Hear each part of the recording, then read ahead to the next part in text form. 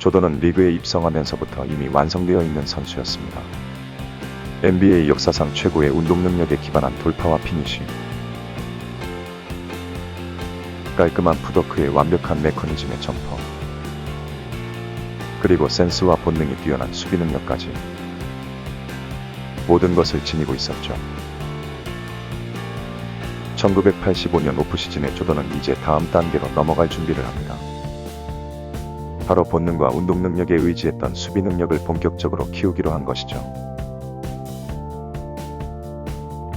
1985년 10월 25일 불스의 85-86 NBA 시즌이 시작되고 첫 두 경기 동안 연승을 올리면서 조던 역시 평균 30점이 넘는 활약을 하며 첫 시즌의 활약을 이어나갑니다. 하지만 조던의 기세는 리그 세 번째 경기에서 무너지게 됩니다. 워리어스와의 경기에서 속공 패스를 받던 중 왼쪽 발바닥 전체로 착지를 하는 바람에 골절이 생기면서 시즌 중 64경기를 쉬게 된 것이었죠. 결국 조던은 치료와 재활에 전념하게 됩니다. 그리고 시간이 흘러 1986년 3월 팀의 성적은 굉장히 좋지 않았고 승리를 위해서는 조던 본인이 꼭 플레이를 해야겠다는 생각을 하게 되죠. 조던은 이미 연습에 참가할 수 있을 정도의 컨디션까지 올라왔고 때때로 고통스럽긴 했지만 진통제를 먹는다면 플레이할 수 있다고 믿었습니다. 하지만 시카고 불스는 팀의 스타이자 리그의 스타였던 조던에게 위험부담을 안길 수는 없었고 결국 협의 끝에 시즌 남은 경기 동안 전반 7분, 후반 7분만 출전을 허락했습니다.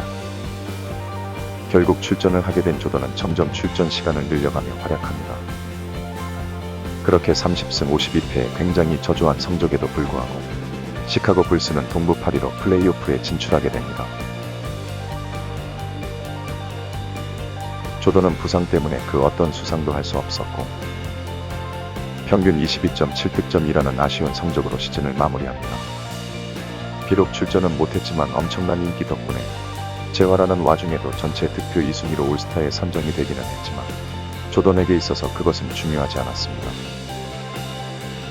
힘겹게 재활 끝에 복귀했고 팀이 플레이오프에 진출했다는 사실만이 중요했죠. 시카고 불스는 86년도 플레이오프 1라운드 상대로 역대 최고의 팀 중 하나로 꼽히는 레리 버드의 보스턴 셀틱스를 상대하게 됩니다. 67승 15패로 역대급 승률을 보유했던 보스턴 셀틱스는 홈경기 31연승을 했을 만큼 엄청난 팀이었습니다. 조던이 넘어서기에는 너무나도 큰 벽이었죠. 1986년 4월 17일 1차전에서 이제 몸 상태가 완전히 회복된 조던이 49점을 폭격하며 선전했지만 19점 차 완패를 당하게 됩니다.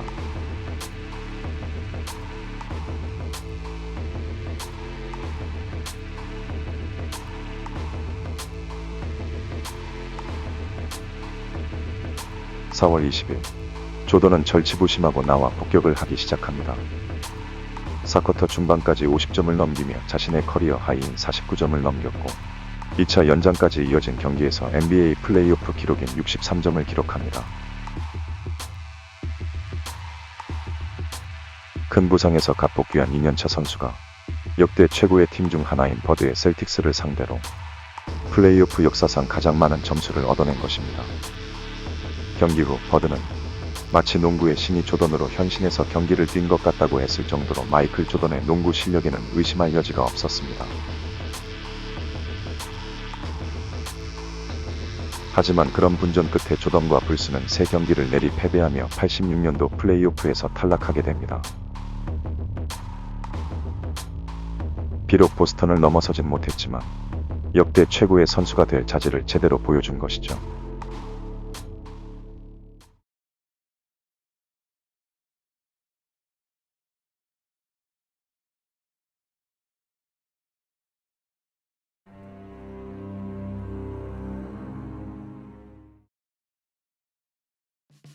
오프시즌 사이에 불스는 팀을 개편하게 됩니다.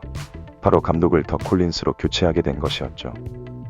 콜린스는 젊었고 선수들과 교감할 줄 알았으며 조던의 강점을 극대화시킬 줄 알았습니다. 그런 콜린스는 3년차 조던에게 날개가 되어줍니다. 조던은 시즌 첫 경기였던 뉴욕 원정 경기에서부터 50점을 쏟아부으며 뉴욕 홈구장에서 원정팀 선수 득점 최고 기록을 세웁니다. 그리고 11월 28일부터 12월 12일까지 9경기 연속으로 40점을 넘는 엄청난 퍼포먼스를 보여줍니다.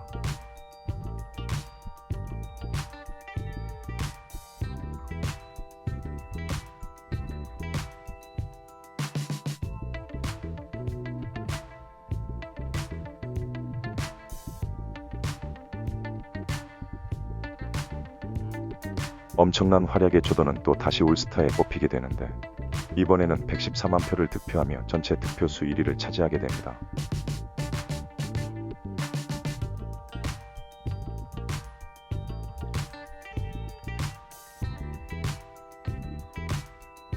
그리고 그 전날 다시 한번 슬램덩크 컨테스트에 도전하게 됩니다.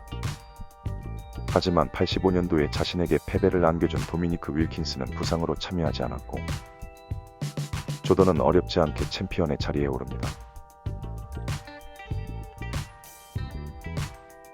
올스타 이후에도 조던의 손은 식지 않았습니다. 1987년 3월 4일 피스톤스와의 경기에서 조던은 61점을 퍼부으며 커리어 하이를 갱신했고 1987년 4월 16일 호크스와의 경기에서 또 한 번 61점을 기록하죠. 그리고 시즌 막판 2경기 연속으로 50점을 넘기며 24시간 사이에 103점을 기록하는 활약을 합니다.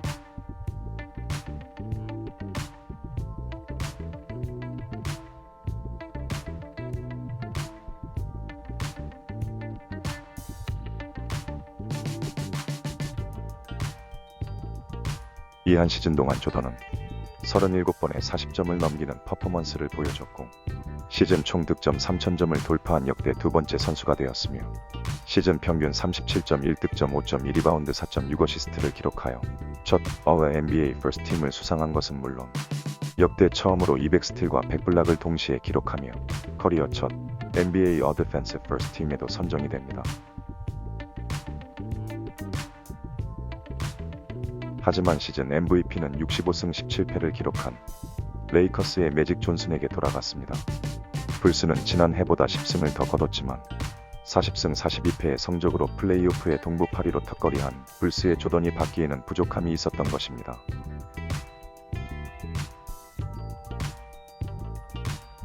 (87년) 플레이오프에서 조던은 또 다시 버드의 셀틱스를 만납니다.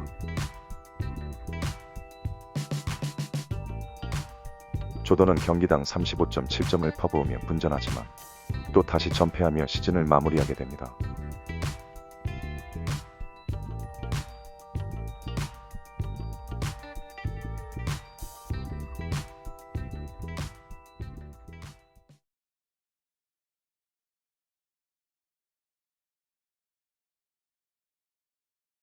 (3년간의) NBA에서의 경험을 통해 조던의 기량은 이미 NBA의 정점에 올라 있었습니다.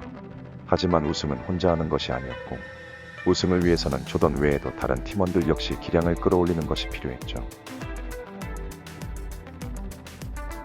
그렇게 불스는 드래프트 당일 트레이드를 통해서 시애틀 슈퍼소닉스의 우순위로 지명된 훗날 조던의 영혼의 파트너로 기억될 스카티 피펜 그리고 10순위로 호레이스 그랜트를 영입합니다.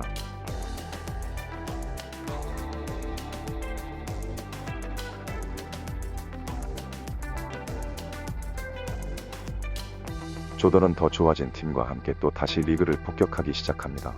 득점 볼륨은 조금 줄었지만 리바운드와 어시스트 그리고 수비에서 더 성장한 모습을 보여주죠.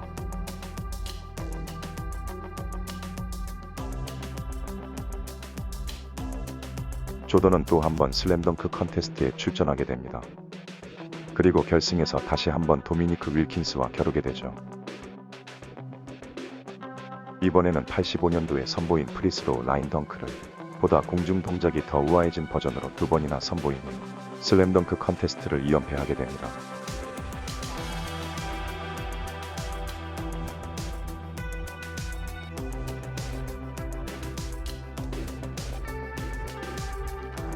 그리고 올스타전 본 경기에서 112만 표를 득표하며 올스타 투표에서 전체 1위를 한 조던은 당시 올스타전 역대 최다인 40득점을 하며 올스타 MVP로 뽑힙니다.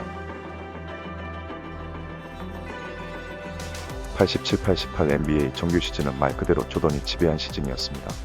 우선 시카고 불스팀 전체가 함께 성장하여 커리어 처음으로 50승 고지를 밟으며 동부 3순위 상위 시드로 플레이오프에 진출한 것은 물론 조던 개인은 올스타전을 휩쓴 것으로 시작해서 35득점 5.5리바운드 5.9어시스트를 기록하며 All NBA First Team과 Defensive First Team은 물론 최고의 수비수를 뽑는 Defensive Player of the Year, 리그 MVP를 동시에 수상하게 되었기 때문이죠.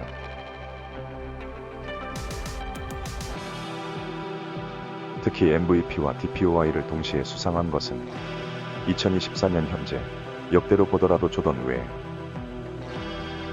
1994년도 휴스턴 로켓츠의 올라 주원과 2020년 미러키 벅스의 안테토쿤보 단 3명뿐이 이뤄내지 못한 대단한 기록이었고 조던이 이뤘을 당시에는 역대 유일한 기록이었습니다. 그렇게 최고가 된 조던에게 남은 것은 우승밖에 없었습니다. 새로운 감독과 함께한 조던은 최고의 선수가 되었고 팀도 함께 성장하여 플레이오프 상위권을 넘어 이제는 우승을 바라볼 수 있게 된 것이었죠.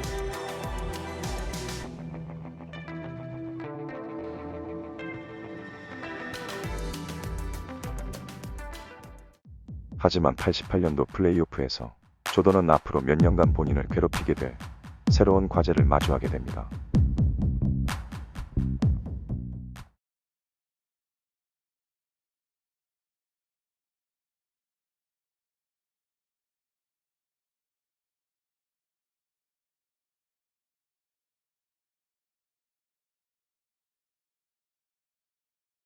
채널 구독과 좋아요 그리고 알림 설정 감사합니다.